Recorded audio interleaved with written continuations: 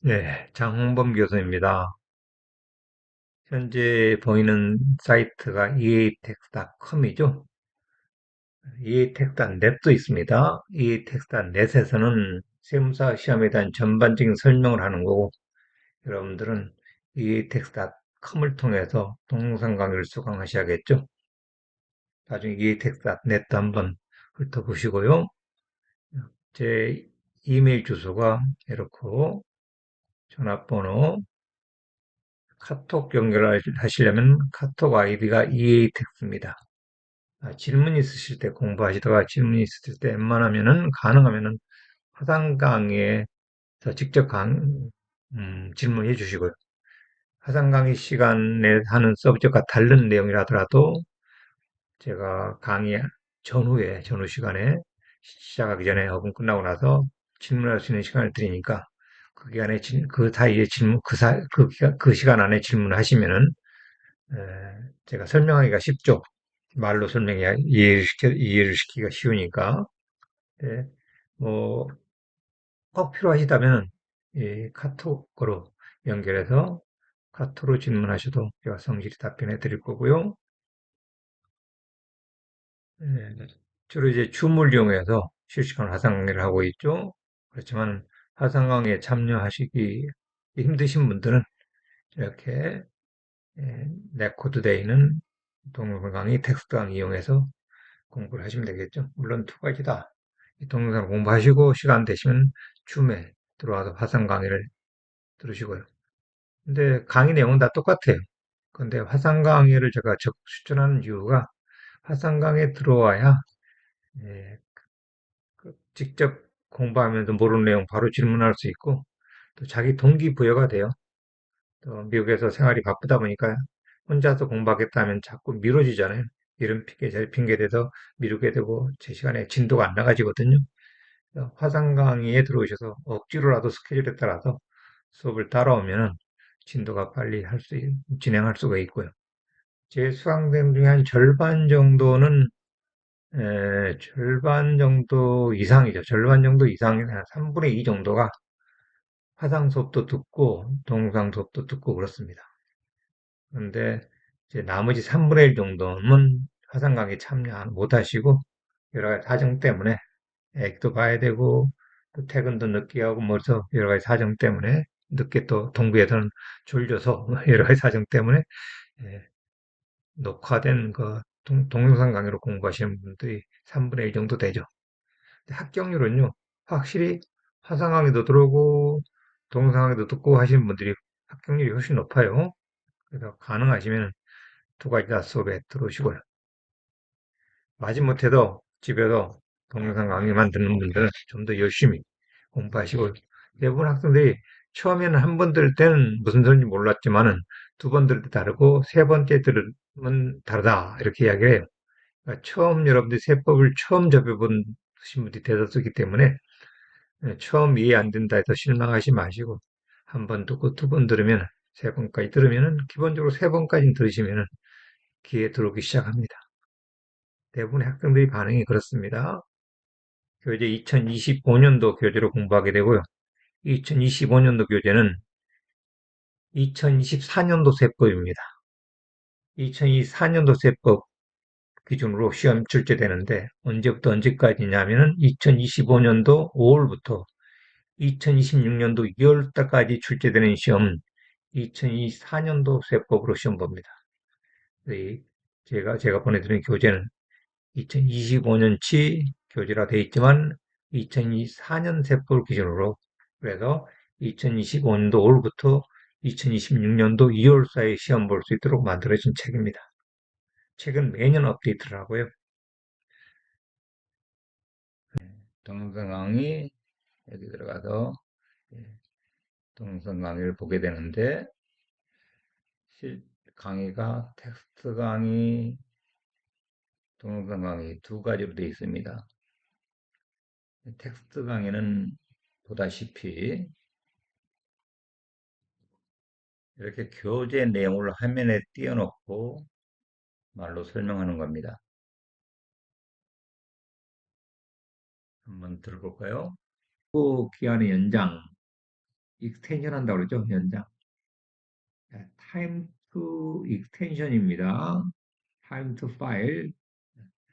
익스텐션 하는 것이 time to file을 연장하는 겁니다. 제가 말을 잘못했죠? time to file을 연장하는 겁니다.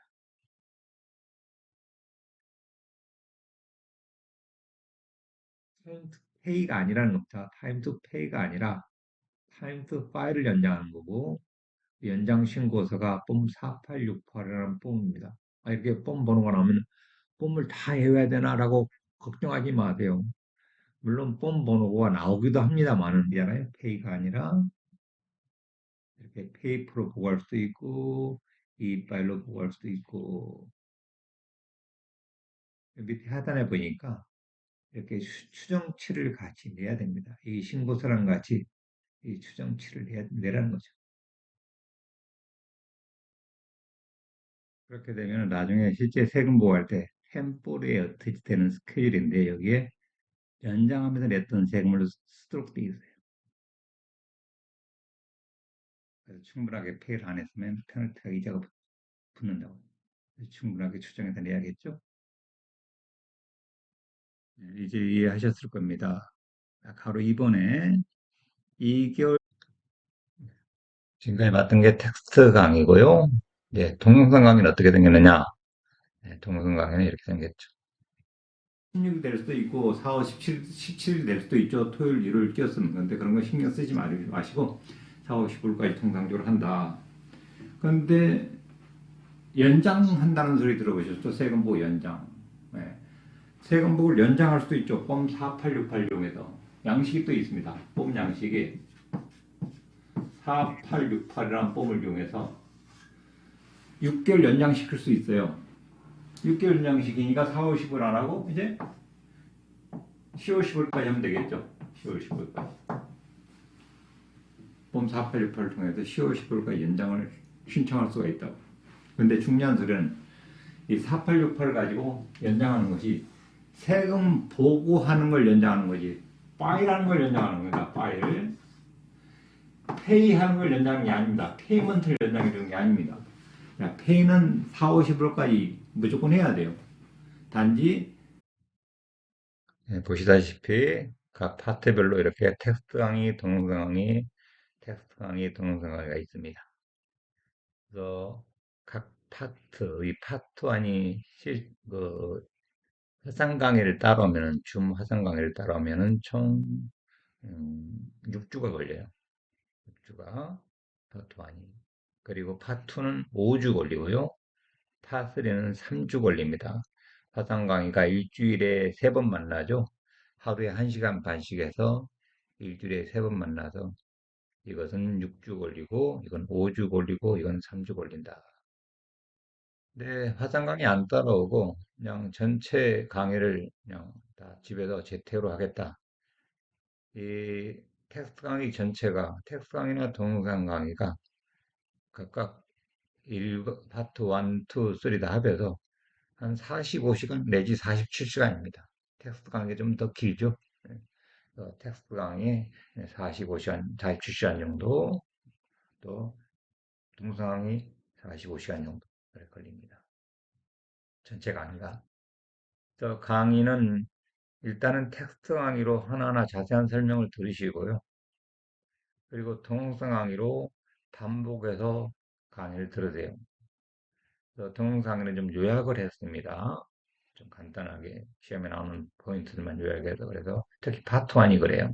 파트 2하고 3는 좀 다 대략했지만 파트 1은 동영상 강의를 좀 짧게 한 이유가 여러분들이 살림하면서도 리시버 귀에다 끼고 여러 번 반복해서 들을 수 있게 하고 또 운전하면서도 스마트폰으로 이렇게 들을 수 있잖아요. 그래서 그냥 굳이 책을 안 봐도 자꾸 들어서 머릿속에 잔상을 남겨놓도록 하기 위해서 동영상 강의를 만들었으니까 적절히 활용을 하시고요.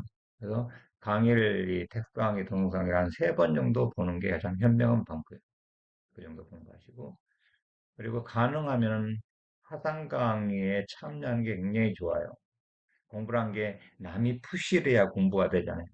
보통 화상 강의에 20명, 30명, 이번에는 뭐 얼마가 모였나요? 이번에는 40몇 명이 모였는데요. 투자금 다 돌려받은 거죠. 그 이야기는 스타기 베이스가 제로가 됐다는 거예요. 스타기 베이스가 제로가 됐는데도 회사에서 여러분한테 1,000불 또 줬어요. 왜 1,000불 또 줬어? 네, 이 내용이 지금 화상 강의 내용이죠. 화상 강의 내용이고, 지금 보니까 37명 참석해 있죠. 37명. 근데 사실 이 강의가 아마 올 1월 달 수업에서 세 번째 수업인가요?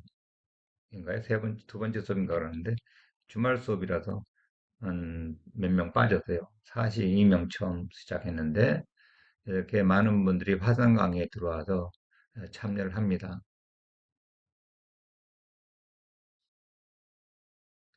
가요? 네. 원금 받고는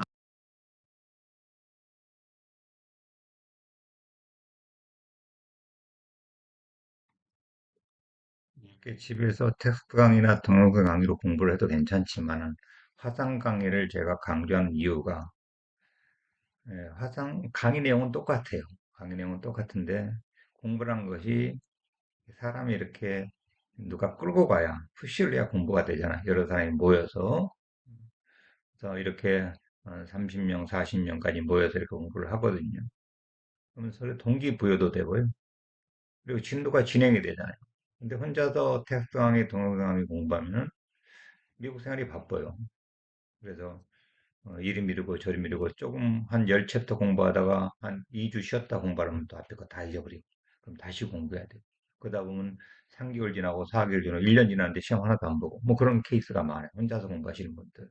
물론 바쁘셔서 그럴 수 있죠. 그래서 화상 강의 참여 못 하시는 분들이 대부분 이야기를 들어보면은 바쁘시다는 거죠. 그리고 서부 시간 같은 경우 퇴근하고 오면 시간이 7시 넘는다. 넘어서 들어와도 괜찮아요. 들어오는 게 중요해요, 사실. 좀 못 들은 것은 여기 띄워놓은 텍스트 강의, 동영상 강의 가지고 메이크업을 하면 되니까. 그리고 동부분들 같은 경우 밤 10시에 시작하잖아요. 서부는 저녁 7시, 예, 동부는 저녁 10시. 자기 자에 대해서 공부를 못 한다고 그러더라고. 밤 10시에는 자야 된다고. 공부란 것이 시간을 절약하고 아껴서 공부를 해야죠. 마음가짐을 좀 굳게 먹어야죠. 어차피 공부를 시작했으니까 10시 넘어서 최소한 공부는 하셔야죠. 10시부터 11시까지, 11시 반까지 하는 건데, 그 정도는 공부는 해야죠. 그런 마음가짐이 있어야죠. 그래서, 여러 가지 이유 때문에 이게 화상 강의 참여 못하는 분들이 있는데, 화상 강의 참여 못하는 분들이, 뭐, 한국에 계신 분들 당연히 참여 못하죠. 음, 한국에 낮 12시나 11시 이렇게 되니까 직장 생활 하시는 분들 힘들죠. 그런 분들은 할 수 없이 이제 텍스트 강의, 동영 강의를 열심히 봐야겠지만, 가능하다면 화상 강의에 들어와서 같이 공부하는 게 좋다라는 얘기를 제가 하고 있는 겁니다. 또, 또 실시간 질문도 할 수 있고요. 강의 동안에 화상으로 서로 질문 말할 수 있고 뭐 채팅으로 말할 수도 있고 뭐 동영상으로도 하면서 직접 대면으로 말을 할 수도 있고 하니까 그때그때 질문 뭐 시시껄렁한 단어 모르는 것도 질문할 수 있고요. 근데 그게 힘드신 분들은 이제 할 수 없이 저 아까 알려드렸던 그 카톡 아이디로 연결해서 카톡으로 문의하셔도 제가 답변을 해드릴 거고요. 가능하면 근데 카톡 문의는 최소화하시고 수업에 들어오신 분, 화상 강의에 들어오신 분들은 화상 강의에 문의를 해주시면 제가 훨씬 부담이 적죠. 그렇게 당부드립니다. 화상 강의에 참여하신 분들은 화상에 들어와서 질문하시고 도저히 화상 강의 참여가 불가능하신 분들 카톡 등을 이용해서 저한테 문의해 주시면 제가 성실하게 답변해 드리겠습니다.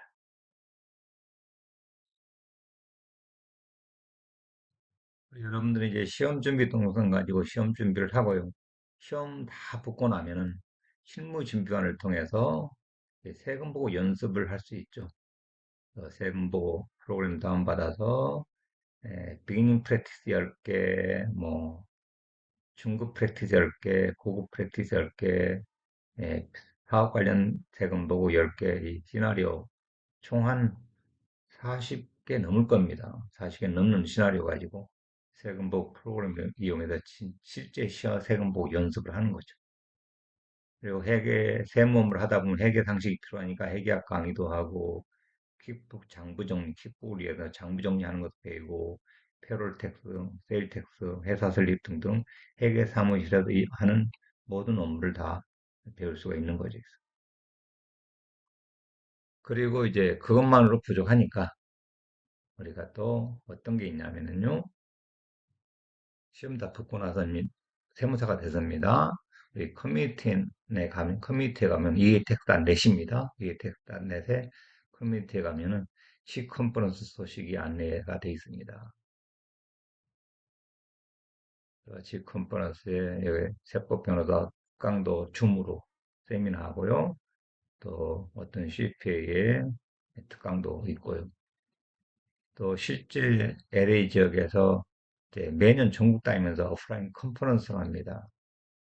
오프라인 컨퍼런스 안내도 돼 있고요. 이렇게 모여서 전국 대회를 하고요. 이번에 LA에서 했고 다음에는 시카고가 될 것 같고요. 그전에는 워싱턴 DC에서 했었고요. 이런 커뮤니티에서 지 컨퍼런스 모임을 가져서 오프라인 혹은 줌 강의 통해서 이제 예, 하죠. 세법 변호사 강의했던 것 줌으로 강의했던 건데 녹음해서 올려놨고요. 예.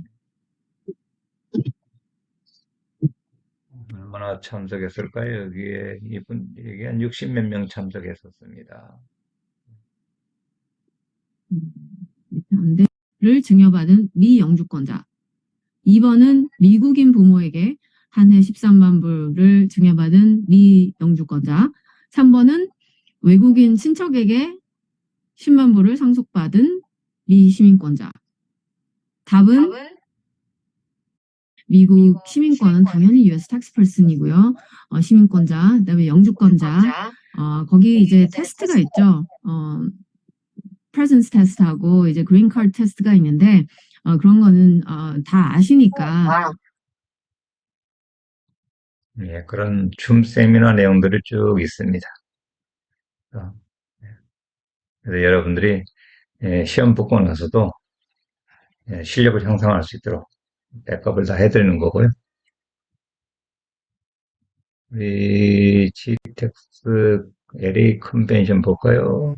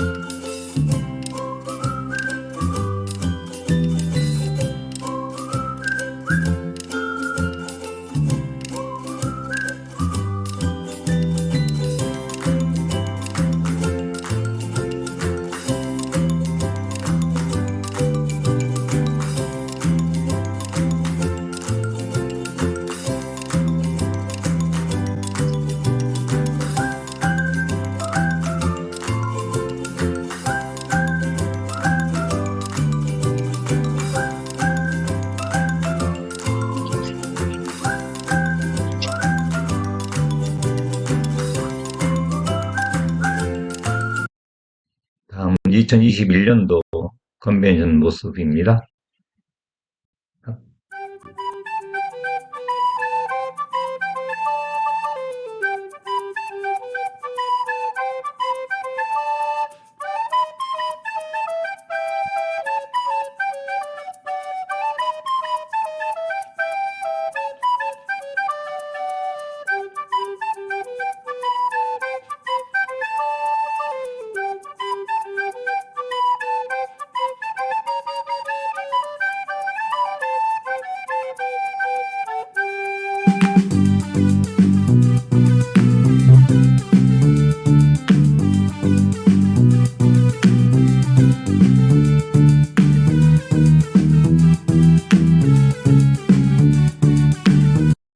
2023년도 컨벤션 모습하고 2021년도 컨벤션 모습 영상을 좀 보여드렸고요. 이런 식으로 일정을 가지고 미팅을 합니다.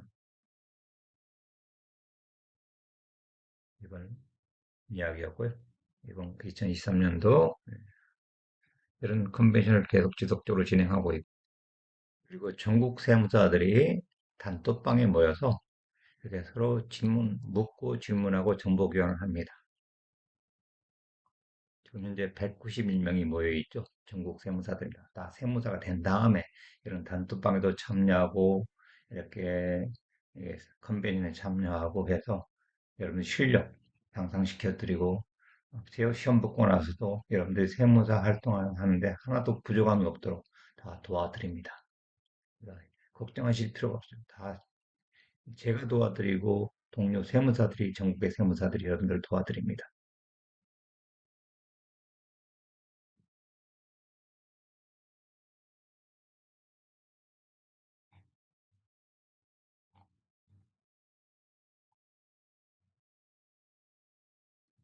그리고 시험 공부 시작하기 전에 여러분들이 되게 추가로 보시기를 원하는 내용이 이 텍스트넷에 About Us에 가면은 공개 설명의 내용이 있는데요. 공개 설명의 내용은 안 들어도 되지만은 그래도 그 안에 뭐 어떤 내용이 있냐면은 공개 설명의 2부 내용을 보면은 2부 내용을 보면 그 PTIN 신청 요령 그런 걸 올려놨습니다. 우리 세무사 시험을 보기 전에 이 PTN 넘버를 발급받아야 됩니다. 이 번호를 이용해서 시험 스케줄을 해야 되거든요. 그래서 이 PTN 넘버를 받는 방법, 시험 스케줄하는 방법, 그리고 실제 시험장 가서 시험 본 요령 등을 여기서 설명하거든요. 그래서 이 텍스트넷에 About Us에서 여기 들어가서 그 내용을 꼭 보고 PTN 넘버를 공부하는 중에 받아 놓으세요. 나중에 시험 스케줄 할 때 그 번호를 물어보니까 그래서 시험 스케줄 하는 거 피탄 넘버 받는 방법 먼저 좀 보시고요. 그리고 이제 공부를 시작하겠습니다. 이제 자, 같이 텍스를 공부하게 되는데요. 일단 텍스의 종류를 한번 생각해 보죠. 여러분도 이미 알고 계시지만은 인컴 텍스가 있죠. 소득세라고 하죠. 소득세. 정말로 소득세. 인컴에다 매기는 세금이죠. 그 소득세는 세 가지의 소득세가 있다. 인디비주 인컴 텍스, 말 그대로 한 개인이 1월 1일부터 주로 12월 30일까지 벌었던 모든 소득을 이 폼에다 보고를 하는 거죠. 코퍼레이션도 역시 한 해경영도 12달 치죠. 통상적으로 한 해경영도에 대한 인컴을 1120에다 보고하고요. 코퍼레이션 인컴 텍스 법인 소득세죠. 개인 소득세, 법인 소득세. 그리고 또 다른 소득세가 하나 있는데 에스테이트 트러스트 인컴 텍스. 그건 템포리 완이라는 폼에다 보고하게 되는데요. 이, 트러스트는 아시죠? 신탁. 이건 신탁이죠. 누구한테 재산을 맡기는 거죠. 관리해달라고. 에스테이트는 상속 자산이에요. 누가 죽으면서 남긴 재산이 상속 자산.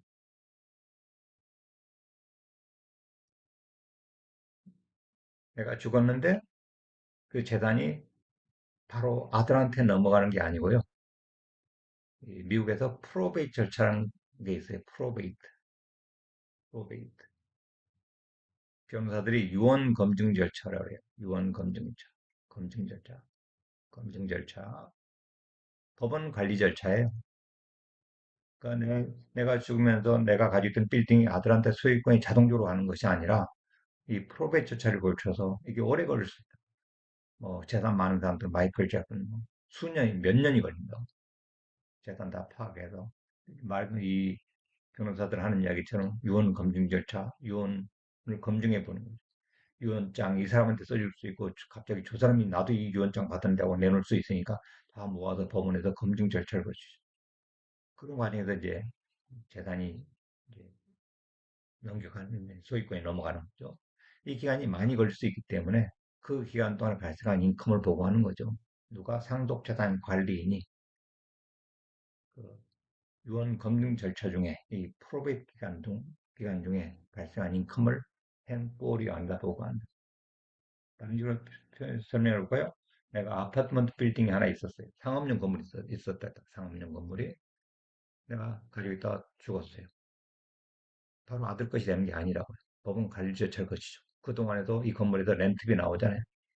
그 렌트비 나온 것을 렌탈 인컴을 보고해야 되는데 본인은 죽었고 아들은 자기 것이 아직 안 됐고, 누군가 거기서 발생한 그 빌딩에서 발생한 렌탈 인컴을 소득 신고해야겠죠. 그때 하는 것이 바로 템포리반도 상속재산 관리인이 하는 거라고. 에스테이트 인컴 텍스예요. 또 이것은 죽을 때 발생하는 거죠. 에스테이트라는 것은 이렇게 죽으면서 만들어진 자산. 근데 신탁이란 것은 죽으면서 만들 수도 있고 설정할 수도 있고 또 살았을 때도 내가 재산 관리가 힘들다 남한테 신탁을 맡길 수 있잖아요. 그때 신탁재산 관리인이 거기서 발생한 인컴을 템포리원에다 보고하는 거죠. 이 세 가지 종류의 인컴 텍스 리턴이 있고요. 나중에 인컴이 뭐냐 그 개념을 또 나중에 이야기할 겁니다. 일단은 세금의 종류. 인컴 텍스 말고 또 다른 종류의 세금이 트랜스퍼 텍스입니다. 이 기프트 텍스, 증여세하고 증여세, 에스테이트 텍스, 이 상속세가 트랜스퍼 텍스예요. 재산 남한테 줬다는 사실 때문에 내는 세금. 단지 살아서 줬을 때는 기프트 텍스 적용되고 죽으면서 주게 되면은 에스테이트 텍스 적용이 되고 살아서 주느냐 죽으면서 주느냐에 따라서 말이 달라지는 것뿐이고 성질은 트랜스퍼 때문에 내는 세금입니다. 이건 인컴에 대해서 매기는 세금이잖아. 인컴이라는 사실 때문에. 그래서 지금 이 세금을 구분한 된 하나의 이유가 있어요. 세원에 따라서 구분한 거예요. 세원. 뭐에다 세금 매겼느냐? 소스가 뭐였느냐? 인컴에다 매기는 세금이고 이건 인컴에다 매기는 세금이 아니죠. 어떤 이전했다는 사실 때문에. 이 두 가지 세금을 합해서 Unified Transfer Tax라고 이야기합니다. 단지 살아서 주게 되면 캡스 텍스, 죽으면서 주게 되면 에스테이트 텍스. 누가 내느냐? 미국 세법은요. 미국 연방세법은 주는 쪽에서 내는 거예요. 주는 쪽에서. 두 개 다 주는 쪽이에요. 그러면 에스테이트 텍스 주는 쪽 죽었는데 어떻게 세금을 내죠? 이 상속자산 관리인이 상속세를 내고 남은 자산을 분배해 줘야 돼요. 죽은 사람 대신에 상속자산 관리인이 내는 겁니다. 이 상속재산에서. 완전히 다른 세금인 거죠. 위에 세금하고는.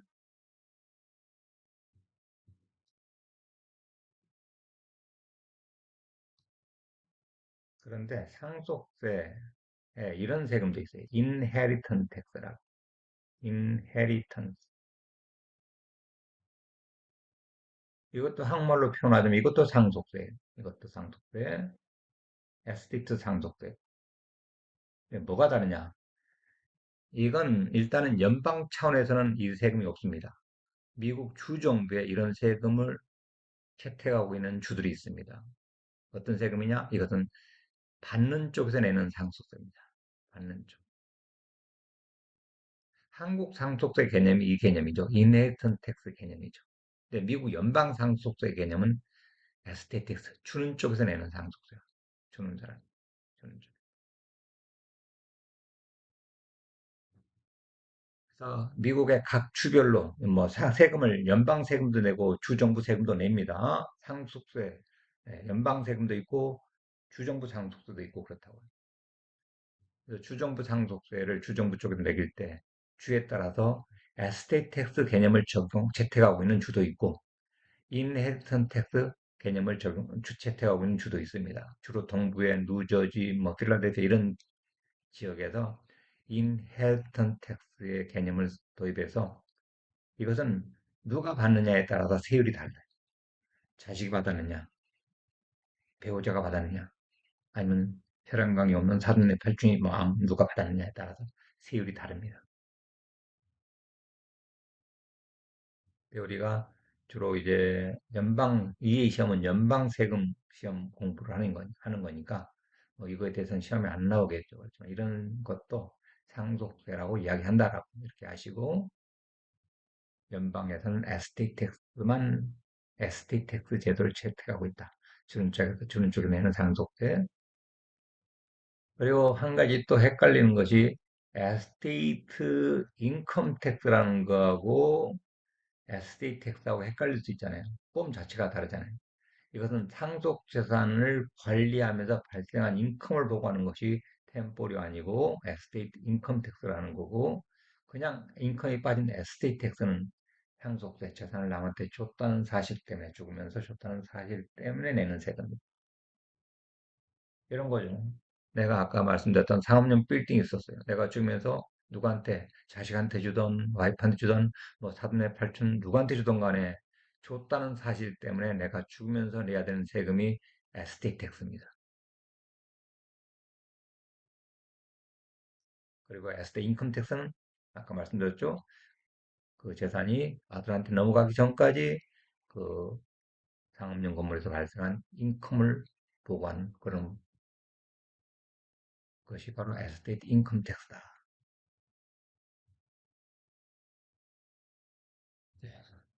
또 세이지 텍스.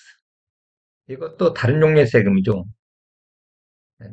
한국으로 말하면 부가가치세, 세일즈라고 붙여죠. 부가가치세 비싼 건 최종 소비자가 내는 세금이 판매 가격의 몇 프로 매기는 세금이죠. 어떤 판매 행위에 대해서 거래 금액에 대해서 매기는 세금이죠. 소득이 아니죠. 거래 금액. 에다가 매기는 세금이죠. 이건 주정부에서 매겨요. 주정부나 카운티에서. 그래서 이건 연방 세금이지만 주정부 세금 시험에 안 나오죠. 이건 시험에 안 나오니까. 그래도 용어는 이해하시죠. 한국말로 판매세라고 하나요? 판매세. 한국에는 판매세라는 개념이 없죠. 부가가치세, 비싼 것이 부가가치세. 부가가치세는 유럽에서 온 세금이죠. 유럽에서 흘러 들어온 세금이죠. 미국에는 부가가치세 없습니다. 세일 텍스라는 것이 비싼 개념의 세일지 텍스가 있고, 재산세라고 하죠. 프로퍼티 텍스, 재산세. 이건 재산의 가치다 얘기죠. 밸류에다가. 세금의 세원이 달랐던 거죠. 인컴 매기고, 재산을 이전했다는 사실 때문에 매기는 거고, 재산의 가치다 매기고, 판매 금액에다 매기고 다 다르잖아요. 프로텍스는 재산의 밸류, 가치에다 매긴다. 재산세가 두 가지가 있죠. 퍼스널 프로텍스, 퍼스널 프로perty, 한국말로 동산이에요, 동산. 릴 프로perty 혹은 릴 에스테이트, 부동산이고요. 우리 집 재산세, 집의 재산세, 건물에 대한 재산세, 바로 릴 에스테이트 텍스, 릴 프로perty 텍스 그렇게 이야기하죠. 부동산에 대한 세금. 부동산 하면은 뭐 건물, 빌딩이라든가 같은 게 부동산이 이제 움직이지 못하는 물건, 동산은 움직일 수 있는 물건이죠. 예, 뭐 이퀴먼트라든가 포니처라든가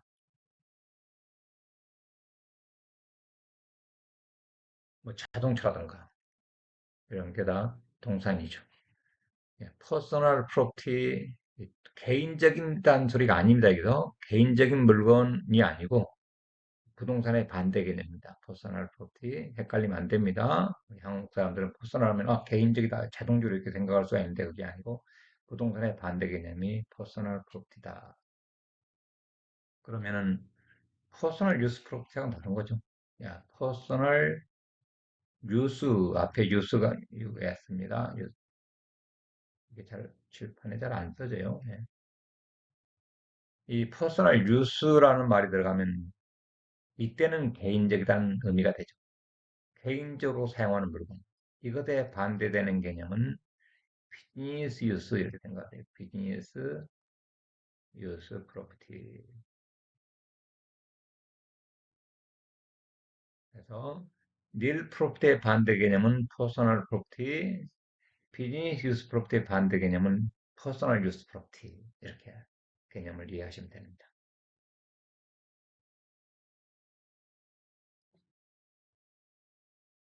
지금 우리가 제가 설명한 게 세원에 따라서 이제 세금이 구분을 시켰죠.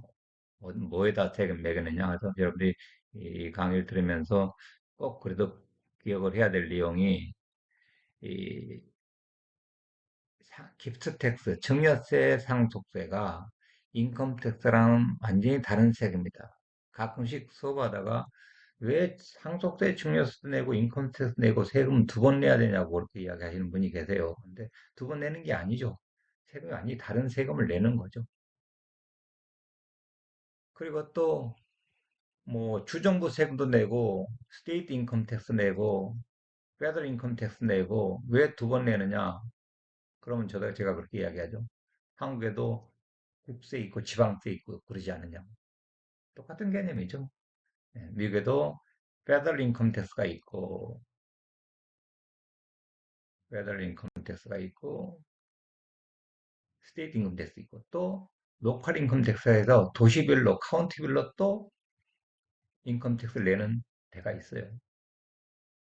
이 지방자치단체들이 살림하려면 돈이 필요하니까 세금을 걷겠죠. 특히 동부에 있는 필라델피아 같은 경우 로컬별로 세제가 다 달라요. 세금 계산하는 방법이 다 다르고 종류 이름도 다르고 세금 이름. 그런 로컬 인컴 텍스가 굉장히 활성화되어 있는 주들도 있고요. 오래된 주들이 오래된 도시들이. 그러니까 여기서는 주체가 뭐냐 이렇게 갈라지는 거죠. 뭐 세금을 다른 방법으로 구분하는 방법이 여러 가지가 있겠죠. 근데 우리는 이제 이런 식으로 세원이 뭐냐, 주체가 뭐냐 이런 식으로 좀 구분할 텐데, 페더럴 인컴 텍스, 스테이트 인컴 텍스, 스테이트 인컴 텍스를 안 내는 주들이 있어요. 그럼 뭘까요? 이런 주들이 알라스카, 플로리다, 네바다, 사우스다코타, 텍사스, 와이오밍, 워싱턴 스테이트죠. 테네시, 뉴햄프셔 이런 주에서는 스테이트 인컴 텍스가 없습니다. 그냥 페더럴 텍스만 내면 되는 거죠. 그리고 이 금방 봤던 그 인컴 텍스, 스테이트 인컴 텍스 없는 주를 제외하고는 전부 다 예, 스테이트 인컴 텍스도 내고 같은 인컴이 돼도 스테이트 인컴 텍스도 내야 되고 페더럴 인컴 텍스도 내야 되는 거죠. 그럼 인컴 텍스 이야기를 좀 해보겠습니다. 소득세라는데 뭐가 인컴이냐? 뭐가 인컴이냐? 미국의 소득세의 개념은 소득의 개념은 모든 베네핏이 인컴입니다. 모든 베네핏이. 모든 혜택이. 실판이 잘 안 써져서 죄송합니다. 그것이 이코노믹하든 경제적인 혜택이든 또 금전적인 혜택이든 상관없이.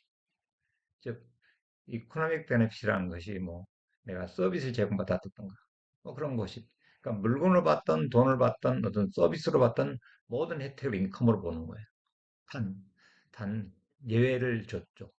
세법이 non taxable이라고 정해놓지 않는 한 non taxable 아이템 혹은 다른 말로 텍스 이기잼 아이템, 텍스 이기잼. 뭐 소득의 제외다 이런 말로도 쓰죠. 소득에서 exclude 됐다. excluded, exclusion. 이런 거 다 한국말로 비과세했다는 거지. 비과세. 면세했다. 비과세. 특별하게 비과세라고 세법이 특별하게 정해놓지 않는 한 모든 혜택을 인컴으로 보는 것이 미국 소득세법상의 개념입니다. 그럼 이 non-taxable 아이템이 어떤 것인지 좀 알아야 됩니다. 대표적으로 non-taxable 아이템이 금방 이야기했던 기프트 받은 거, 혹은 상속받은 거.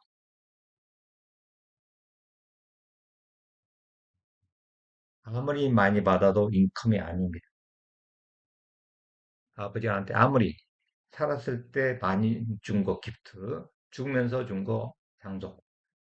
아무리 많이 받아도 받은 사람 쪽에서는 소득이 아닙니다. 소득세 보고할 필요가 없습니다.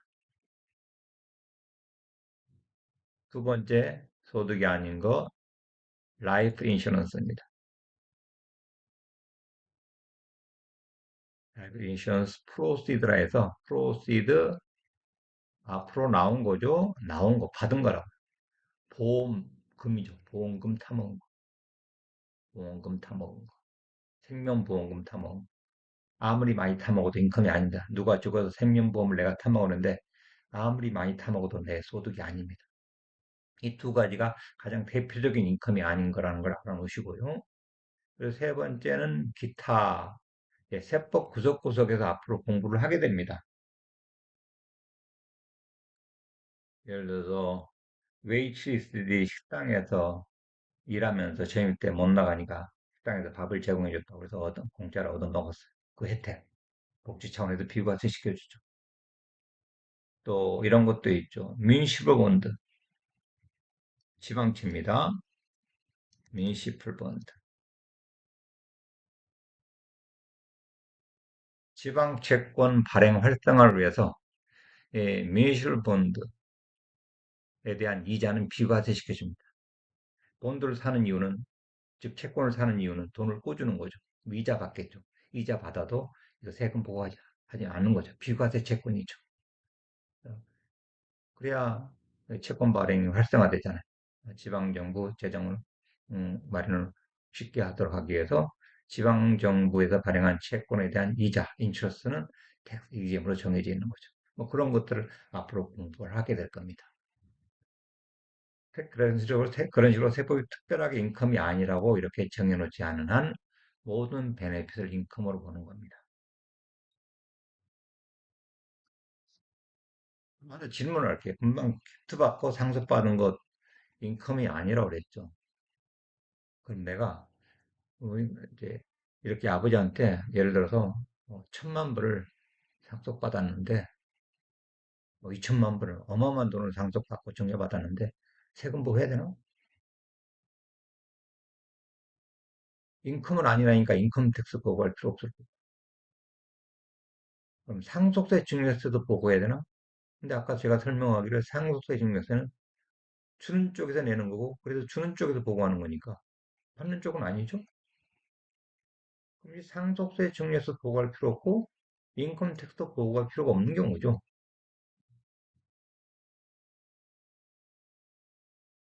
근데 이제 한 가지 인컴 텍스는 아니지만 다른 보고할 의무가 있는 경우가 있습니다. 어떤 경우냐? 비거주 외국인, 한국에 있는 부모로부터, 한국에 있는 사람으로부터 10만 불 이상 상속이나 증여를 받았다면 미국에 있는 사람이 미국에다가 폼 3520이라는 폼으로 증여받고 상속받은 사실을 보고하는 폼이 있습니다. 그냥 그 사실을 보고하는 폼이지 뭐 세금 내는 폼은 아니고요. 그 일반적인 세금 내는 법, 즉 상속세나 증여세나 인컴택스나 그런 건 아무리 많이 받아도 증여받고 상속받았을 때 아무리 받아도 그런 보고할 필요는 없다는 거죠. 야, 그런 게 인컴이라고 그러고 그 인컴 텍스가 전에 금방 설명했던 것처럼 인디비주얼 인컴 텍스가 있고 템포리다 보고한다고 그랬죠. 템포리 봄에다가 그리고 템포리 안에 보고하는 에스테이트 트러스트 인컴 텍스가 있고요. 템포리 안에 보고하는 에스테이트 트러스트 인컴 텍스. 근데 세 번째다 이게 코퍼레 인컴 텍스를 쓰는 이유가 코퍼레이션 인컴 텍스는 1120다 보고하죠. 인컴 텍스는. 그런데 코퍼레이션이 세법상 두 가지 코퍼레이션이 구분이 돼요. C 코퍼레이션이라는 거하고 S 코퍼레이션이라는 거하고 세법상. 상법상은 그냥 다 코퍼레이션이에요. 상법상은 그냥 코퍼레이션이다. 주정부의 회사 설립할 때 미국의 회사 설립은 주정부에도 하는 겁니다. 연방정부에도 관할하는 것이 아니라 상법은 주상법을 기준으로 해서 주에서 회사 설립을 합니다. 한국에서는 법원에서 설립하잖아요. 미국에서는 주정부의 코퍼레이션 법인 설립을 하게 되는데 설립할 때 코퍼레이션을 설립하고요. 세금 부과는 이제 IRS 쪽에서 하겠죠. 연방정부죠. 연방정부 기관이죠. IRS에서 세금 보고할 때 두 가지로 나눠서 세금 보고하게 됩니다. 주정부에 코퍼레이션 설립해놓고 폼 253으로 신청해서 승인을 받으면은 S코퍼레이션이라는 게 됩니다. 승인을 안 받거나 아예 승인 신청 안 냈다면 회사만 설립했다면 그냥 C코퍼인 겁니다. C코퍼레이션. 이 C코퍼레이션이 소득세를 내는 겁니다. 1120로. S코퍼에 해당하면 세금부가 1120S로 하는데 통상적으로 이것은 인컴 텍스가 아니고 그냥 우리 회사에서 이만큼 벌었다고 보고하는 것 뿐입니다. 세금은 누가 내느냐? 주주들이 세금 내요, 주주들이. 법인 차원에서 법인세를 내는 것이 아니라, 이거 C코퍼레이션은 법인 차원에서 법인세를 내죠. S코업에서는 코퍼레이션 차원에서 법인세를 내는 것이 아니고, 코퍼레이션 벌었던 돈을 주주들이 그때그때 세금을 내는 겁니다. 그래서, 에, 이건 법인세를 안 낸다. C코퍼레이션 11 트윈에 해당되는 법인세를 내는 겁니다. S컵, C컵 이야기를 좀 할게요, 제가. 지금.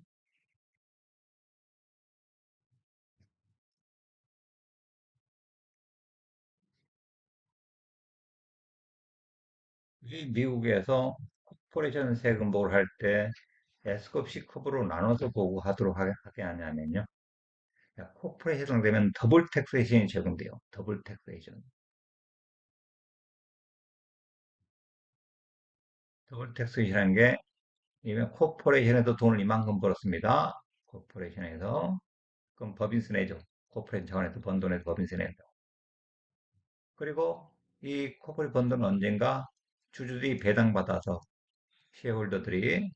주주입니다. 쉐어홀더들이 배당받아서 자기 소득으로 또 보고하죠. 디비전 받아서. 디비전을 받은 거죠. 배당.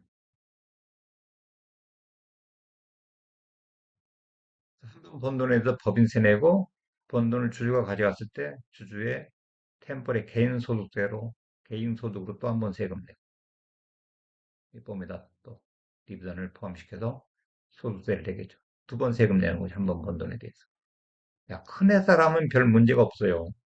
뭐 포드 자동차, 애플 그런 회사라면은 두 번 세금 낸다. 내가 애플 주식 한 100주 가지고 있어요. 배당 받아봐야 뭐 몇백 불 받을 겁니다.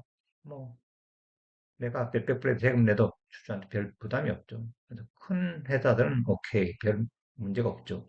근데 조그만 회사들, 미국의 법인 설립은 자본금 한도에 그런 게 없거든요. 뭐 금융가게도 법인 설립할 수 있어요. 옷가게도 뭐 빵가게도 다 설립할 수 있다. 저도 이제 가족끼리 법인 설립한다. 두 부부가. 아니, 혼자서도 할 수 있고. 내 개인이 코퍼레이션 만들었어요. 식당 하는데. 한 번 번 돈에 대해서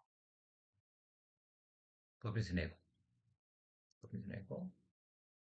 이 번 돈을, 배당을 전부 언젠가 자기 소득으로 가져와야 돼요. 배당 안 받고 번 돈을 회사에다 끝까지 남기고 있을 수는 없죠. 언젠가 이 한 개인이, 혼자 주주인데, 이 혼자 주주인 내가 배당의 형태로 다 가져오면, 그래서 템포에 보고하게 되면, 완벽하게 세금을 두 번 내는 거잖아요. 너무 힘들죠? 미국 법인세율이 21%입니다. 거기에 개인 소득세 최고 10%부터 37%까지 매깁니다. 두 번 세금 낸다. 말이 안 되잖아요. 그래서 이 조그만 법인들을 구제하기 위해서 니네 S컵 신청해라. 11, 이 봄으로 253이란 봄으로 신청해라. 그래서 승인해주면은 니네 세금 보고 11 트윈이 S로 해라. 11 트윈이 S로 하게 되면은 법인세를 안 내게 해주겠다. 법인세를 안 내는 대신에 이 법인에서 번 돈을 네가 다, 자, 네 소득으로 보고해라. 템포에다 보고해라. 이 C컵에서는 배당을 해줘야만이 주주가 자기 소득으로 보고하게 되는데, S컵에 해당되면은 법인세를 안 내는 대신에 회사 번 돈을 내가 배당, 가져갔던 안 가져갔던 상관없이 다 자기 소득으로 보고하는 거죠. 다시 한번 C컵은 실제로 가져가야, 배당이라는 형태로 가져가야 개인 주주의 자기 세금 보고서에 보고를 하게 되는데, S컵은 안 가져가도 회사 번 돈의 자기 포션을, 혼자 주주라면 전부 다를 자기 개인 템포에, 개인 소득세 신고서에 다 포함을 시키는 거죠. 만약에 S컵의 주주가 두 명이다. 두 명이. 주주 S, 쉐어홀더 1, 쉐어홀더 2. S컵입니다. 그러면 회사 번 돈에 회사가 이만큼 돈 벌었다. 그러면 자기 지분이 50%씩 있었다. 그러면 안 가져갔어도 회사 번 돈에 자기 포션만큼을 각자 자기 소득으로 보고한다. 각자 템포에다. 각자의 템포에다. 그 이야기는 파트너십하고 거의 개념이 같아요. 상법상의 개념은 S나 C나 다 코퍼레이션 개념인데 세법상의 개념은 이 S컵은 파트너십하고 유사합니다. 파트너십하고. 왜? 파트너십 동업에서 돈을 이만큼 벌었습니다. 두 사람이 P1하고 P2가 파트너십 했습니다. 네. 회사 번 돈 안 가져가도 회사 번 돈이 자기 포션을 자기 소득으로 보고하거든요. 파트너는 자기 템포에다 이 포션을 인컴 보고하고 파트너 2는 이 포션을 자기 템포에다 보고 결국은 개인 사업자도 마찬가지죠. 개인 사업 했을 때 이 법인 설립 안 하고 개인 사업 했을 때 개인 사업에서 번 돈을 그냥 안 가져갔어. 자기 템포에다 다 보고하는 거죠. 스케일 C라는 데다 개인 사업 소득을 보고하게 되거든요. 파트너십은 11, 10, 6, 5라는 봅니다. 보고를 하게 되고 본 번호가 파트너십 번돈을 10, 6, 5에서 계산해서 그 번돈의 자기 포션들을 각자 각 파트너의 포션들을 자기 개인 템포에다 보고하게 되고 개인 사업 했을 때는 뽐이 아니라 이제 스케줄 C라는 스케줄에다가 순이익을 뭐 장사에서 번 돈 비용 빼가지고 순이익을 계산해서 순이익이 발생했을 때 그것을 자기 소득으로 템포에다 다 소득으로 보고 하는 거죠. 개념상 이 S컵 그리고 파트너십 11튼 S에다 보고하는 S컵이죠. S컵 파트너십 스케일시에 보고하는 개인 사업자가 개념상은 똑같다. 회사에 번 돈을 다 자기 포션만큼 자기 소득 다 보고하는 거다. 자기 거나 자기 소득 포션만큼. 그런데 C컵은 개념이 안 가져가면 내 소득이 아니다. 배당의 형태로 가져가야만이 주주의 소득을 보고한다는 거죠. 이 개념도 좀 파트 2에서 다룰 내용이지만 파트 1에서 혹시 S컵, C컵 이야기하면 그게 무슨 소리인지 알아들어야 될 것 같아서 이 설명을 추가로 더 해드렸습니다. 자, 이 개념 가지고 이제 앞으로 공부를 하게 될 텐데요. 또 한 가지 개념을 또 설명을 더 해야겠네요. 네, 미국에서 사회보장서를 운영하는 두 가지 법률이 있습니다. FICA, FICA, 그리고 SECA, SECA. FICA는 Federal Insurance Contribution Act의 약자죠. 종업원들한테 사회보장세를 대한 법률입니다. 이건 Self Employment Contribution Act에서 자영업자들한테 사회보장세를 걷게 한 법률입니다. FICA 아래서 두 가지 세금을 걷습니다. Social Security Tax하고 Medicare Tax를 걷습니다. Medicare.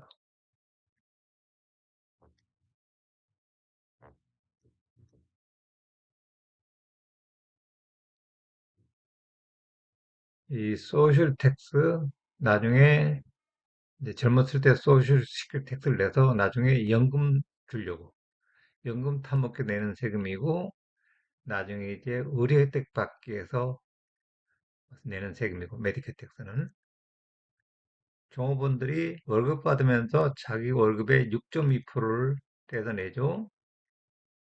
그럼 회사도 똑같이 부담해 줍니다. 인프로여도 6.2% 부담합니다. 그래서 이렇게 해서 기금을 마련하고 메디케 텍스 종업원이 자기 월급에서 1.45%를 뗍니다. 1.45%. 회사도 똑같은 퍼센테이지 부담해 드립니다. 총 소비스 텍스 12.4% 내는 거고 메디케 텍스 2.9% 내는 거죠.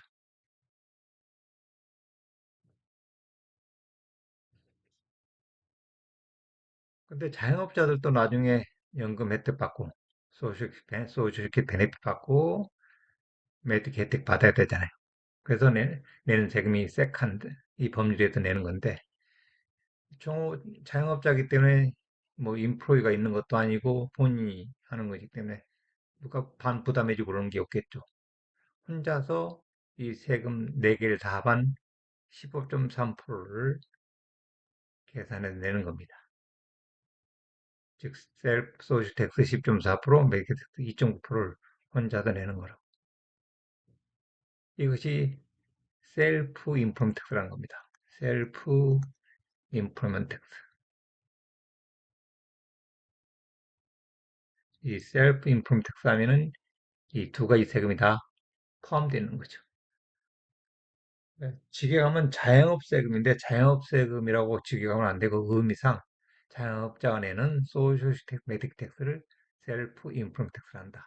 이걸 스케줄 SE라는 것을 통해서 계산해서 냅니다. 이게 바로 그 스케줄 S입니다. 스케줄 SE, 자영업자 내는 사회보장세, 셀프 인플레먼트 텍스. 어떤 소득이 그런 대상이 되는 소득인지 자영업자가 번 돈이 대표적으로 그런데 농사소득 스케줄 F의 파밍금입니다. 그리고 스케줄 C 개인 사업에서 번 돈이고 그리고 10C5 파트너십 세금 보고서입니다. 파트너십을 통해서 번 돈. 그리고 목사님이 번 돈. 이런 것들이 이 사회보장세 대상이 되는 소득입니다. 지금 내가 보면은 소셜 텍스 포션 12.4%, 메디케어 2.9%에서 15.3%의 세금을 내는 겁니다.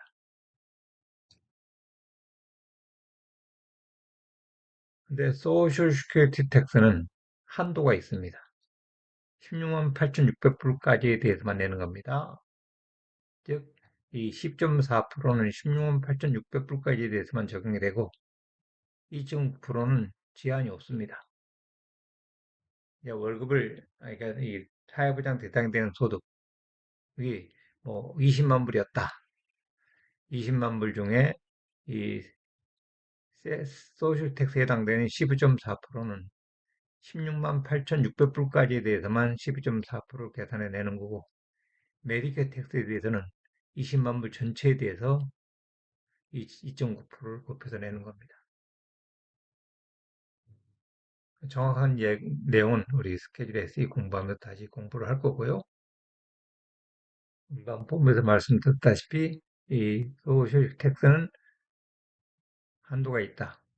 16만 8,600불까지에 대해서만 적용이 된다. 종업원이 월급을 20만 원을 받았어도 20만 불 중에 16만 8,600불까지만 이 소셜 텍스를 내는 거고 근데 이제 메디케 텍스는 20만 불 전체에 대해서 내는 거고 자영업자도 자영업소득 중에 16만 8,600불까지 대해서만 이 12.4%의 소셜 텍스 내는 거고 2.9%에 해당되는 메디케 텍스는 20만 불 전체에 대해서 계산해서 내는 거다. 즉 메디케 텍스는 인컴의 제한이 없지만은 소셜 텍스는 인컴 중에 16만 8,600불까지에 대해서만 세금이 부과가 되는 거다. 이렇게 아시고요. 이 세금 몇 년 동안 내야 이 소식 베네핏 다 먹고 메디케이 득도 받는지 아세요? 최소한 10년 내야 됩니다. 그러니까 1년에 4 크레딧 해가지고 크레딧 4 크레딧 따는다고 그래요. 그래서 10년 동안 내서 10년 내서 4 크레딧을 쌓아야 4 크레딧을 쌓아야 소식 베네핏 받고 메디케이 득도 받게 됩니다.